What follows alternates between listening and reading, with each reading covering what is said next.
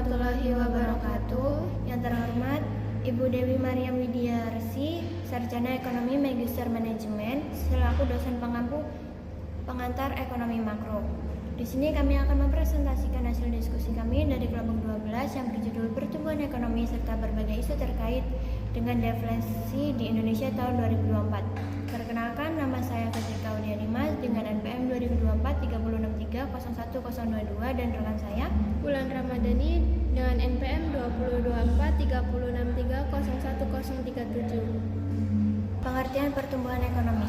Pertumbuhan ekonomi adalah proses perubahan kondisi perekonomian di suatu negara secara berkesinambungan menuju keadaan yang lebih baik selama periode tertentu.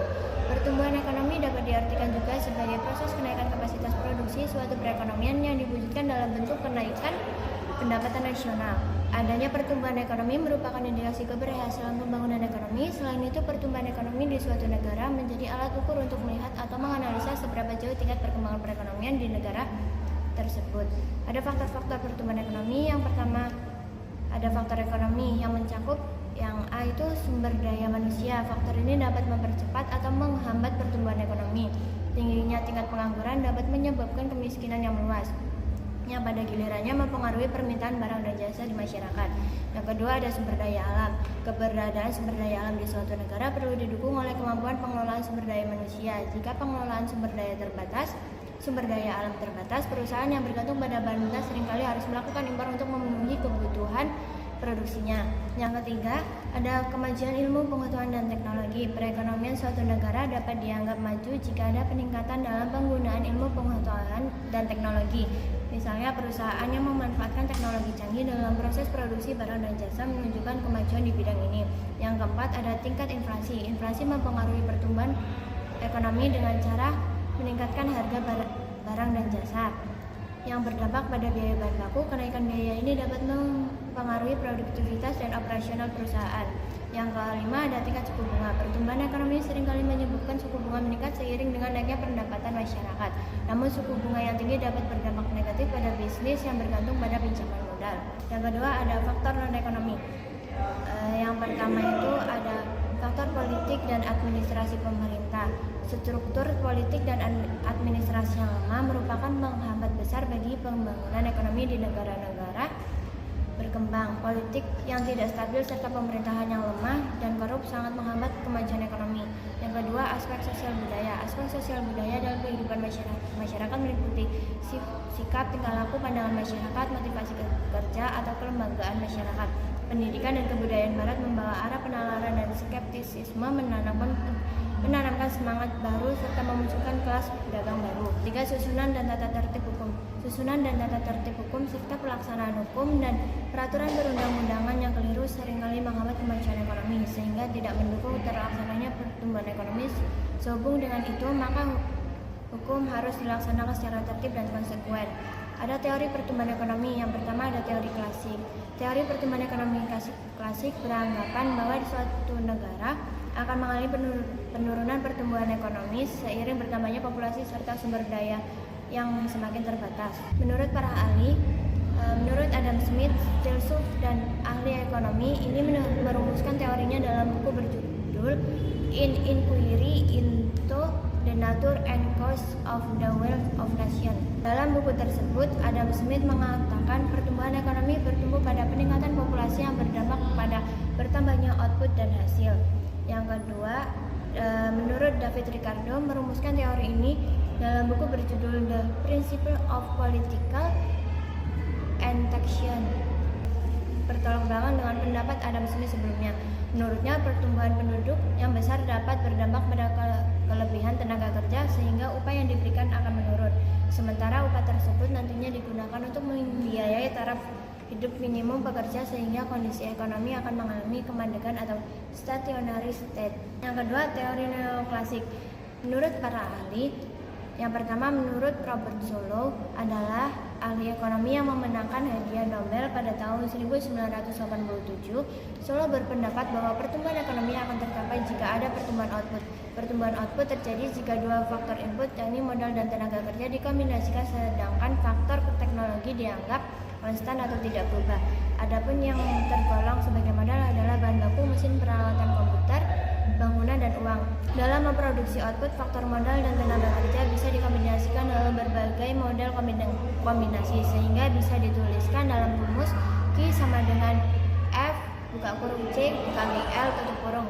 Dengan Q adalah jumlah output yang dihasilkan, F adalah fungsi, C adalah kapital atau modal sebagai input, L adalah labor atau tenaga kerja sebagai input.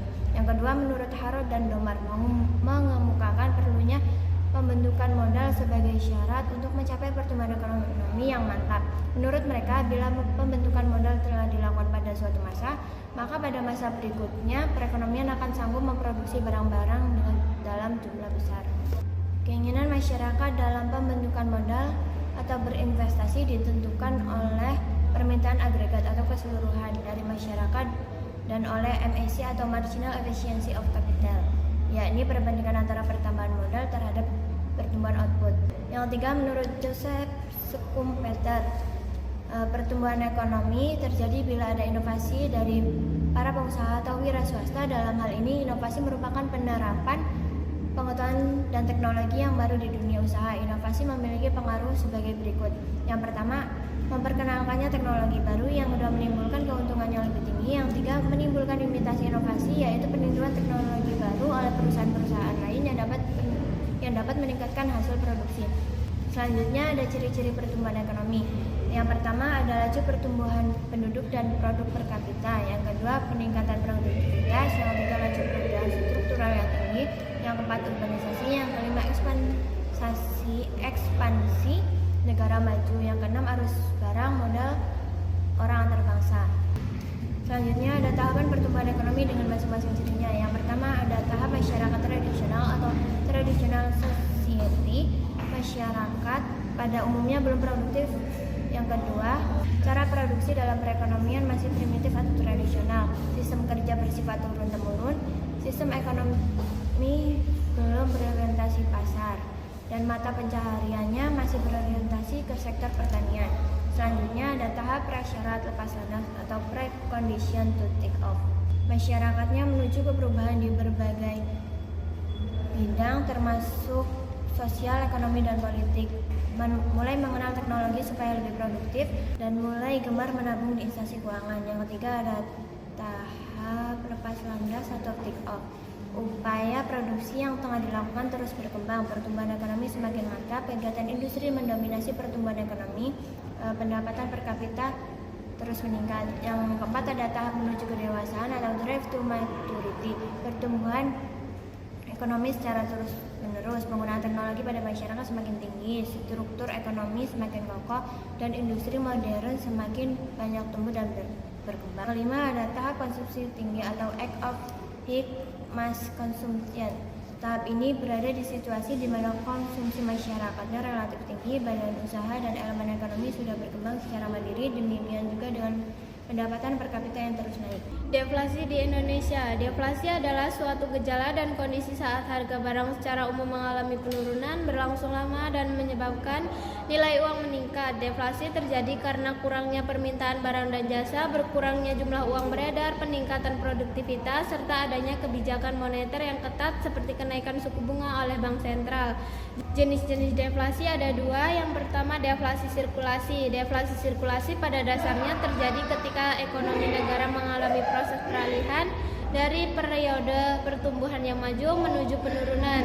Mengapa hal ini terjadi? Situasi ini muncul akibat ketidakseimbangan antara konsumsi dan daya produksi sehingga mengakibatkan penurunan harga barang. Hal ini juga dapat disebabkan oleh kelebihan jumlah barang produksi yang sama. Fenomena ini dimulai ketika terjadi penurunan drastis dalam permintaan masyarakat terhadap barang-barang ekonomi.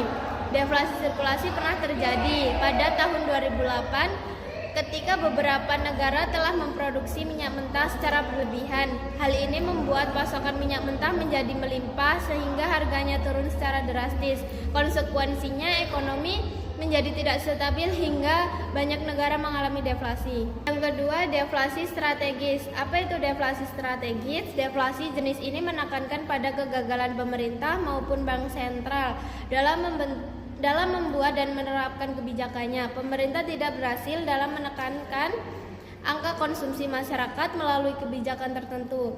Deflasi ini terjadi akibat harga komoditas tidak stabil dan pemerintah berusaha untuk mengurangi konsumsi publik agar seimbang. Namun kebijakan ini gagal dan justru semakin memicu kenaikan tingkat konsumsi publik.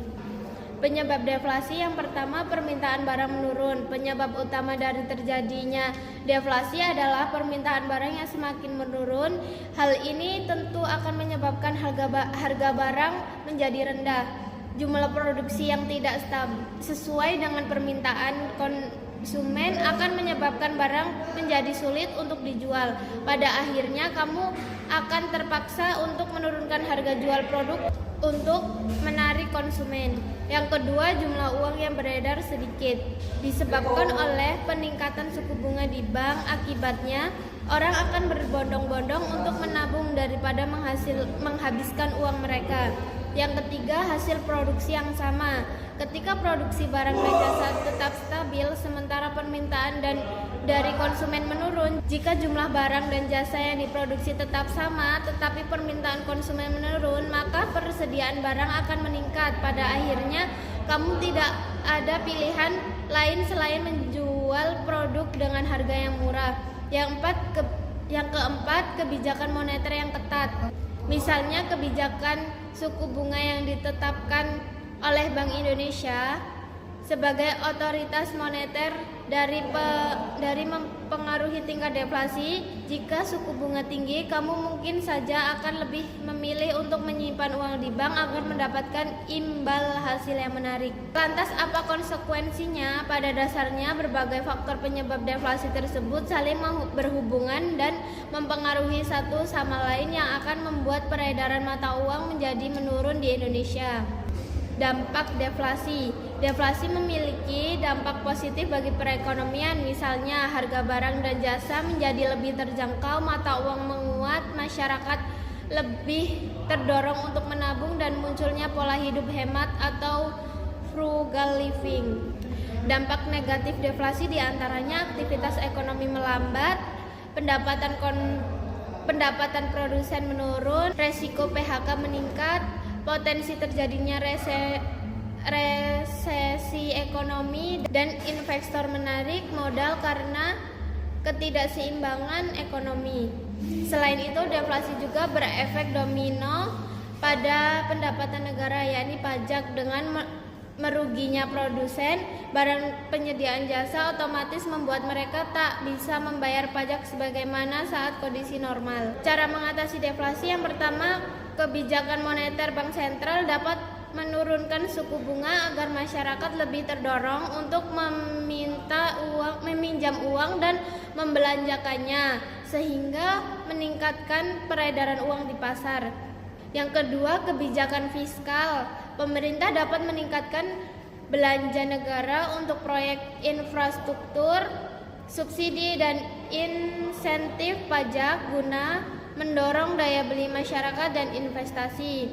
Yang ketiga, kebijakan non-moneter. Pengedukasi masyarakat tentang pentingnya konsumsi untuk menjaga keseimbangan ekonomi serta mendorong ekspor untuk meningkatkan permintaan terhadap barang dalam negeri. Kesimpulan, deflasi adalah kondisi penurunan harga barang secara umum yang berlangsung lama yang dapat meningkatkan nilai uang. Meskipun deflasi terkendali, memiliki dampak positif seperti penurunan harga barang dan menguntungkan konsumen dan mendorong daya beli. Deflasi yang tidak terkendali dapat berdampak negatif pada perekonomian. Jenis-jenis deflasi seperti deflasi sirkulasi dan strategis menunjukkan bahwa penyebab utama deflasi meliputi penurunan permintaan barang, jumlah uang beredar yang sedikit, hasil produksi yang stabil tetapi tidak seimbang dengan permintaan, serta kebijakan moneter yang ketat.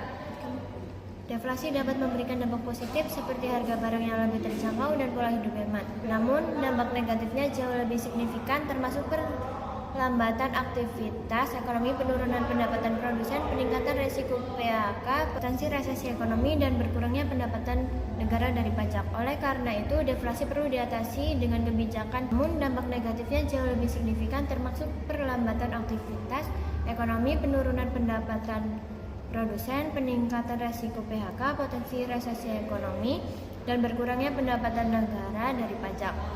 Oleh karena itu, deflasi perlu diatasi dengan kebijakan yang tepat untuk menjaga kestabilan ekonomi. Demikian presentasi dari kelompok kami. Kami ucapkan wassalamualaikum warahmatullahi wabarakatuh.